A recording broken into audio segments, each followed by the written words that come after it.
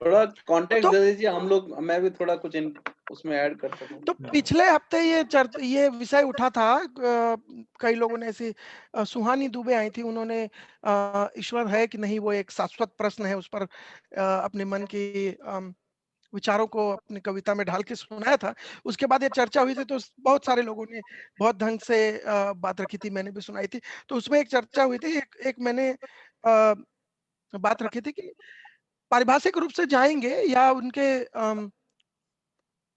क्या कहना चाहिए, एट्रीब्यूट के हिसाब से जाएंगे, तो भगवान, देवता और ईश्वर तीनों अलग होते हैं। उनके उनके अलग क्रियाकलाप या अलग गुण हैं, जिनके आधार पर ये परिभाषाएं होती है।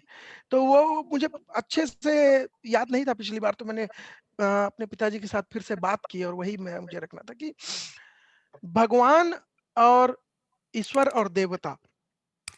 तो देवता मतलब होता है जो जो देता है वो देवता है, जिससे जो हमेशा आपको कुछ दे सकता है वो देवता है। इसलिए माता पिता भी देवता है, गुरु देवता है, हर वो जो आपको कुछ दे सकता है वो देवता है।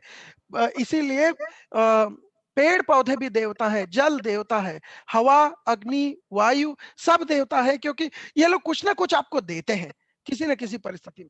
तो हर कोई जो आपको कुछ देता है वो देवता है। अब सार्वभौमिक देवता की बात अलग है, बट देवता मतलब जो आपको कुछ देता हो, जो वो देवता है।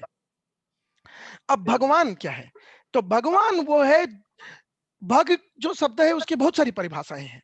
उनमें से एक जो परिभाषा जिसके लिए भगवान है वो है, भग का मतलब होता है दोष, और वह जिसने सभी दोषों को जीत लिया हो, वो होता है भगवान। जैसे भगवान राम, उन्होंने ईर्ष्या या वैमनस्य या स्वार्थ या इस तरह के बहुत सारे ऐसे दोष हैं जिनको उन्होंने उन्होंने सबको उन दोषों को जीत लिया था, इसलिए वो भगवान है, भगवान श्री राम। उसके बाद होते हैं ईश्वर। ईश्वर के लिए जो परिभाषा है, और इसमें अभी भी मेरी जानकारी पूरी नहीं है, वो ये जो 6 प्रकार के ऐश्वर्य होते हैं, उन 6 ऐश्वर्यों के स्वामी जो होते हैं उनको ईश्वर कहा जाता है। तो ये है अलग परिभाषा। अब इसके ऊपर और भी है कि जैसे विधाता कौन है, तो जिसने विधि का विधान रचा वो विधाता है। अब वो विधाता ब्रह्मा भी है, आप माने तो उन त्रिदेव में से कोई भी है, पर विधाता वो अलग चीज है, और कर्ता या सृष्टिकर्ता अलग है। तो ये सबकी अलग अलग परिभाषा है। तो ये परिभाषा मुझे पहले पता थी पर मैं भूल रहा था, तो फिर से मैंने जाना है, इसलिए मैंने साझा किया आप लोगों के साथ। इसमें ईश्वर का कोई उदाहरण आपने नहीं दिया, कि भगवान का हाँ, उदाहरण आपने अच्छे से दिया, देवता तो का उदाहरण दिया। तो ईश्वर में ऐसा है कि जैसे कुबेर भी ईश्वर है। धन एक ऐश्वर्य होता है, जैसे लक्ष्मी है, तो लक्ष्मी भी 6 तरह की होती है, और राज लक्ष्मी, धन लक्ष्मी, घर में सुख शांति होती है, वो भी एक तरह की एक लक्ष्मी होती है। तो ईश्वर वो है जो ऐश्वर्यों के स्वामी हैं और आपको दे सकते हैं। जैसे आप भगवान गणेश की पूजा अर्चना करते हैं, वो बुद्धि और इसके धन के स्वामी हैं, तो वो ईश्वर हैं। पर सवाल तो ये था ही नहीं, सवाल तो ये था कि ये होते हैं कि नहीं होते हैं। नहीं, वो बात आगे बढ़ गई थी, और चर्चा में ये भी था कि भगवान, देवता ये सब क्या हैं, ऐसा एक प्रश्न उठा था। अच्छा। और कुछ पारिभाषिक शब्द का ही प्रश्न आया था, जिस पर मैंने ये उस संदर्भ में मैंने ये बात रखी थी। जी। परिभाषाएं तो ठीक है सारी।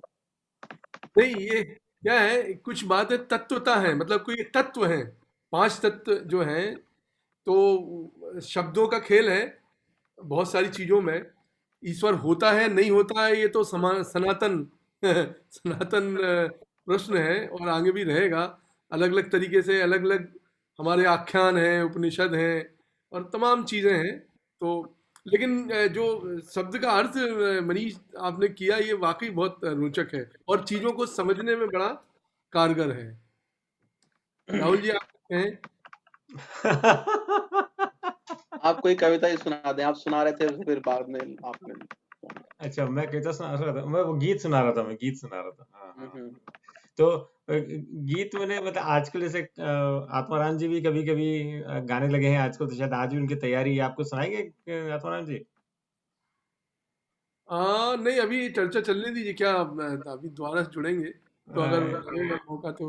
नहीं, समय तो बहुत होता है समय।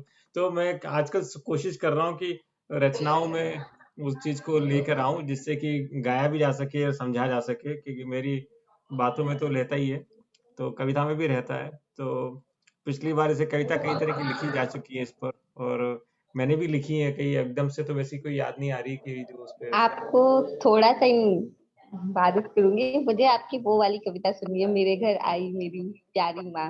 ओह माय आज वो मुझे बहुत ज्यादा सुनने का मन कर रहा है। गॉड, ठीक है, मैं सुनाता हूँ। आप अगर वो सुनाएंगे तो अच्छा रहेगा। ठीक है, ठीक है, ठीक है, एक मिनट देखता हूँ।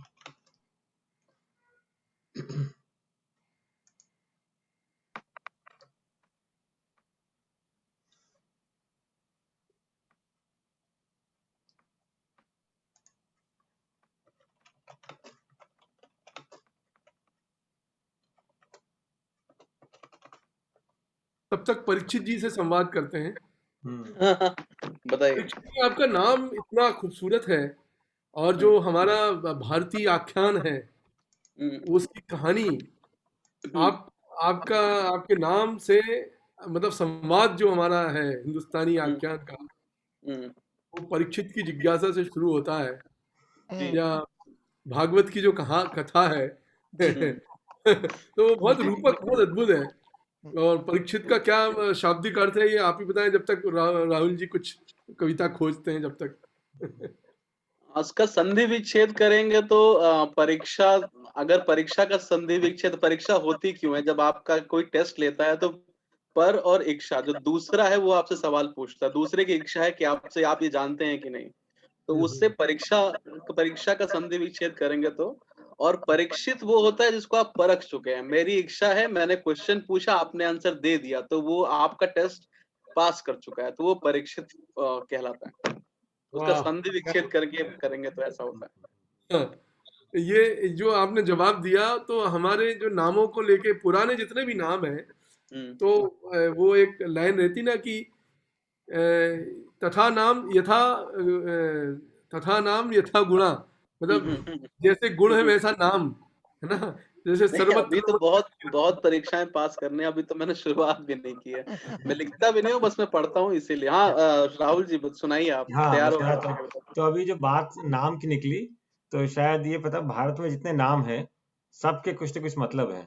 जैसे मनीष है, आत्माराम है, उमेश है, मधु है, तो हम सब मतलब के नाम होते हैं। जैसे अमेरिका में जो नाम होते हैं ज्यादातर, माइकल, डेविड, ये इन सब का मतलब नहीं है। ये बिब्लिकल नेम्स है, बाइबल के कैरेक्टर्स हैं, उनके नाम है, पर वैसे इनका मतलब नहीं है। तो बचपन में जब मेरा नाम राहुल था, तो गांव में ही रहते थे हम, तो सराना, शिवगढ़, रतलाम के आसपास। तो जब लोगों का नाम पूछ, नया नाम था उन लोगों के लिए, तो मेरी दादी तो कभी मेरा नाम बोल भी नहीं पाई। वो तो हमेशा मुझे रावल रावल कहती थी।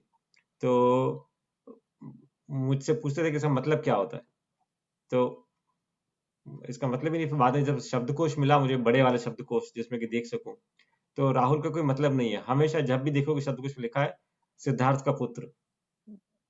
तो भारत में ऐसे बहुत नाम हैं जिनके नामों का सीधा सीधा मतलब नहीं है, लेकिन उनकी पौराणिक उनका पृष्ठभूमि है उस नाम का, या ऐतिहासिक पौराणिक पृष्ठभूमि है उसका। तो इसका तो कुछ भी नहीं है कि बुद्ध तो अपने आजकल के ही है, मतलब जिनका इतिहास है ना?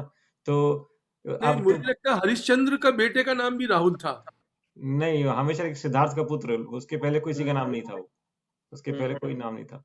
तो अब उसमें था कि मेटाफोरिकल नाम, कवि लोग हैं ऐसे सोचते रहते हैं ना, तो बोलते हैं दो मतलब हो सकते हैं राहुल के। एक जो बेड़ी हो, जो कि बांध के रखता हो, क्योंकि राहुल के होने से उनका वो होता है ना कि अब वो छोड़ के जा नहीं सकते, पर बोलते हैं ना कैसे बच्चे को छोड़ के जा सकते हैं, जो बाधा है, जो पाँव की बेड़ी बन जाए। या फिर दूसरा ये भी हो सकता है कि वो राहुल का इंतजार कर रहे थे कि राहुल आए तो इसका वारिस हो इस राज्य का, तो मैं जा सकूं। तो ये भी हो सकता है राहुल जो कि आपको रिहा करता है, जो आपको है ना, आपके बंधन तोड़ता है। तो अब उन सबको लेकर मैंने जब ये कविता डाली थी, मतलब शेर व शायरी टाइप थी वो, तो उसमें आखिरी में जो मक्ता होता है जिसमें कि शायर अपना नाम डालता है, तो उसमें मैंने लाइन डाली थी, तो मैं वो कविता सुनाता हूँ। तभी जी 1 मिनट रह गया है, तो अभी फिर से फिर से ज्वाइन जुड़ करते जाते हैं। हैं पहले। फिर से आते हैं।